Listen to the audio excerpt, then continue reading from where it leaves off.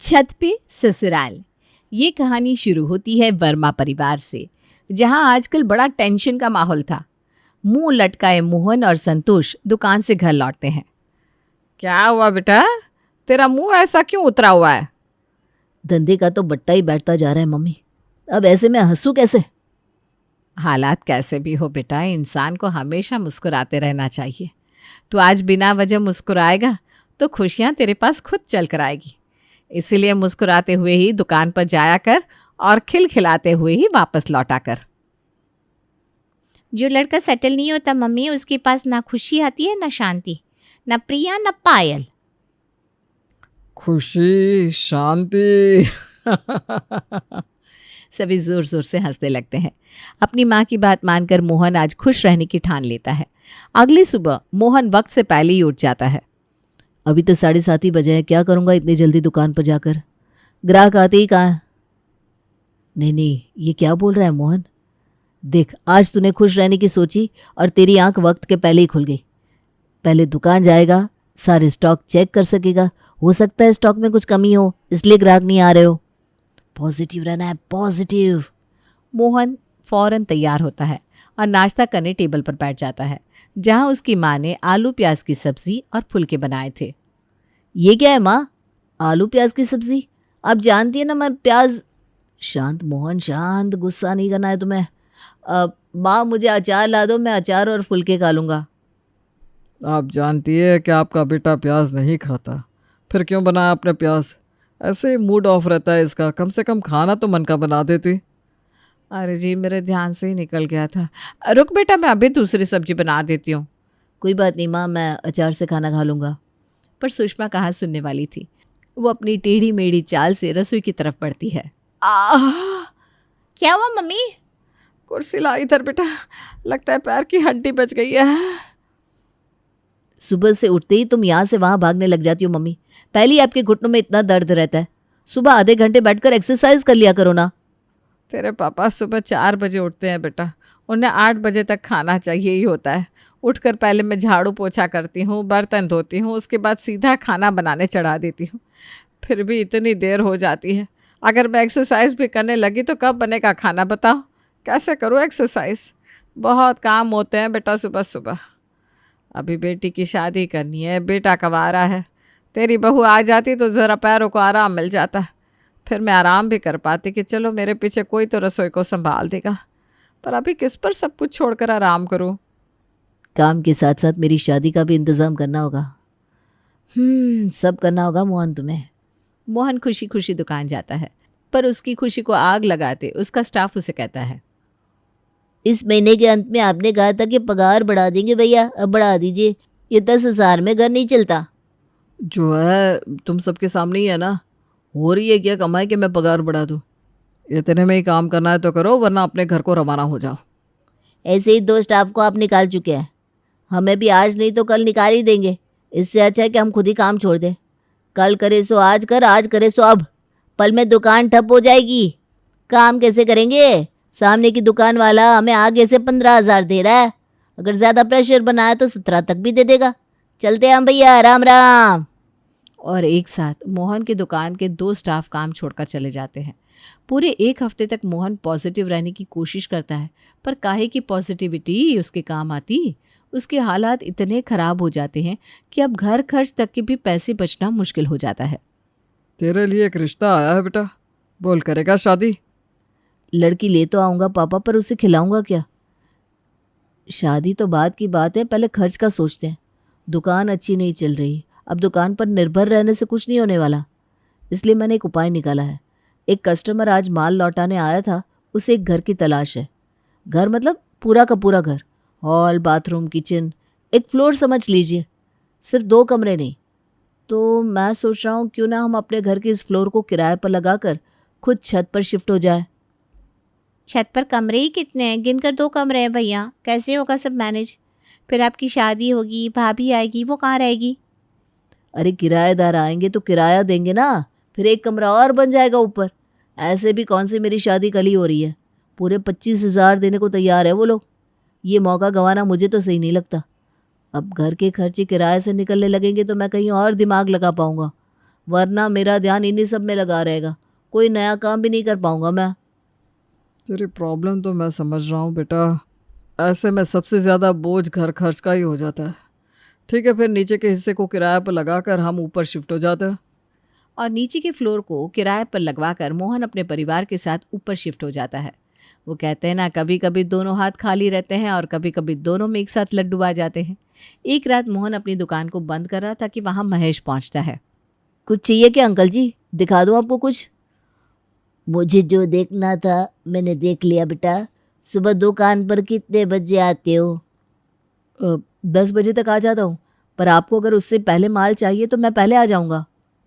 महेश मोहन से कुछ नहीं कहता और अगली सुबह 11 बजे अपने परिवार के साथ मोहन की दुकान पर ही उसके रिश्ते की बात करने पहुंच जाता है। अरे भाई साहब, आपने तो मेरा बोझ हल्का कर दिया। लोगों को बेटियों की शादी की फिक्र रहती है, मुझे अपने बेटे की थी। क्योंकि दुकान के अलावा ना ये कहीं आना जाना करता है, ना किसी से मिलता है। कहाँ से ऐसे में लड़की मिलती इसे? यही चीज़ तो मुझे मोहन बेटा की पसंद आ गई। लड़की का बाप हूँ, सब खबर पहले ही निकाल लिए मैंने।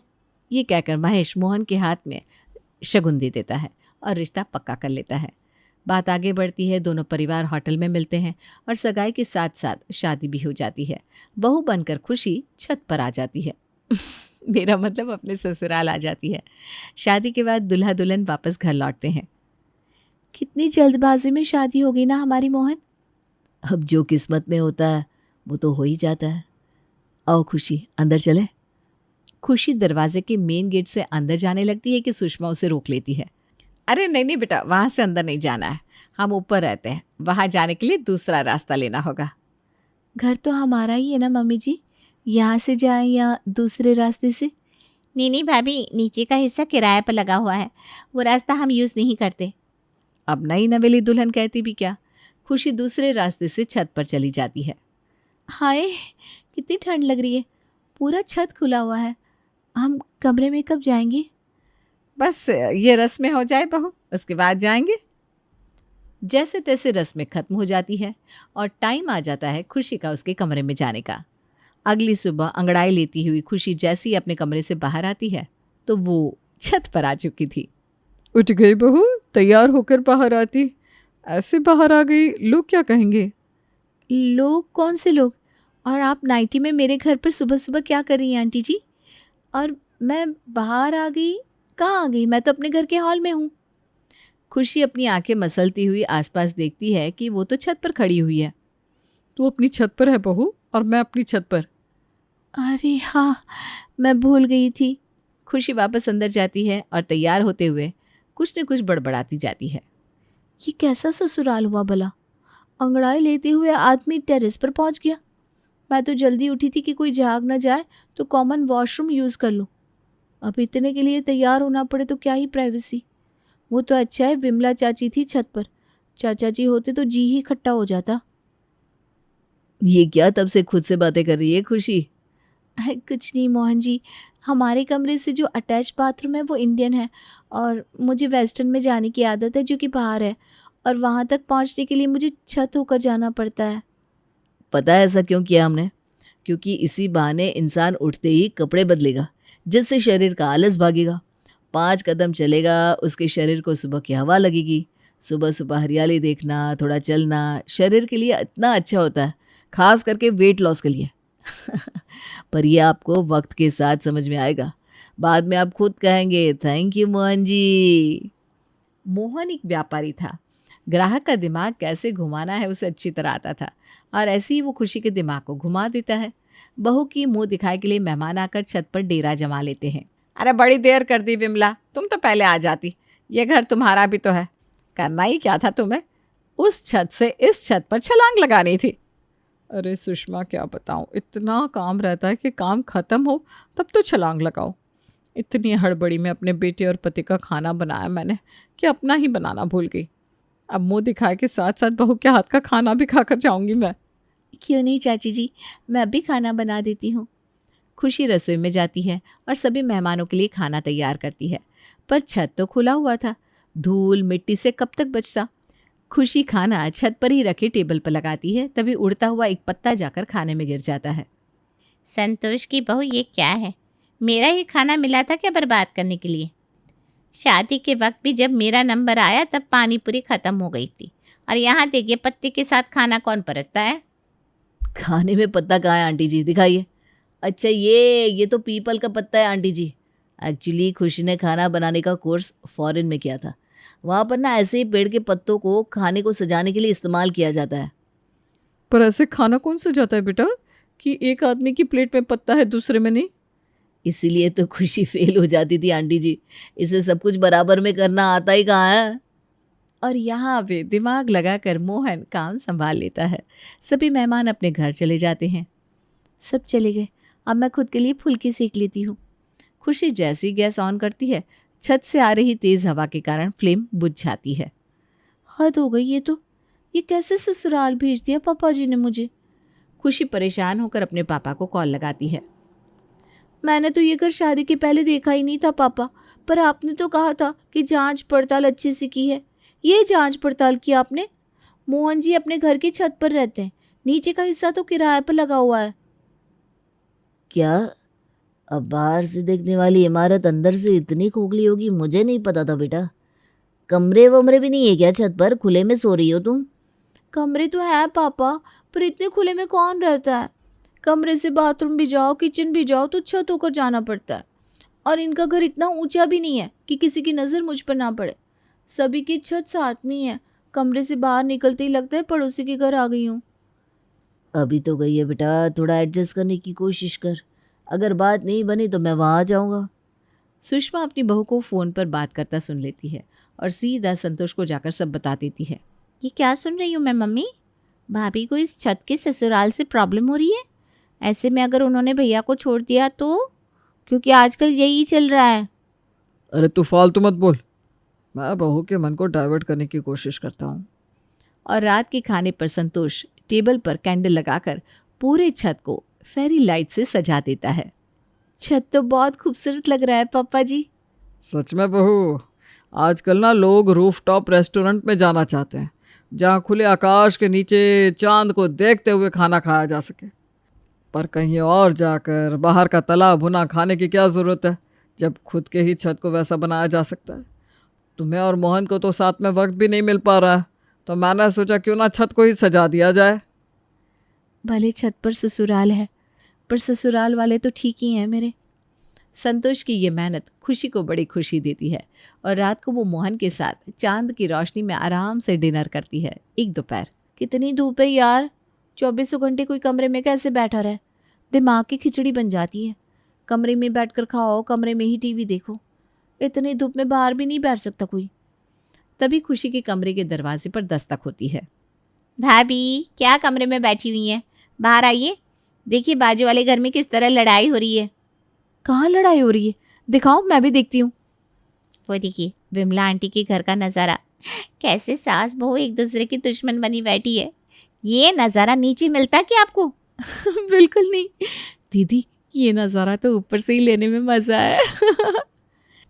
जब भी खुशी के दिमाग में कोई डाउट आता तो उसकी सास, ससुर या ननद उसके डाउट को प्यार से क्लियर करने में लग जाते। पर कब तक ये सब कुछ चलता? खुशी अब सब कुछ समझने लगी थी। बहुत हो गया मोहन जी, कब आपका काम सेटल होगा और कब हम नीचे जाकर शिफ्ट होंगे? अरे क्या हो गया खुशी जी, किसी ने कुछ बोला क्या?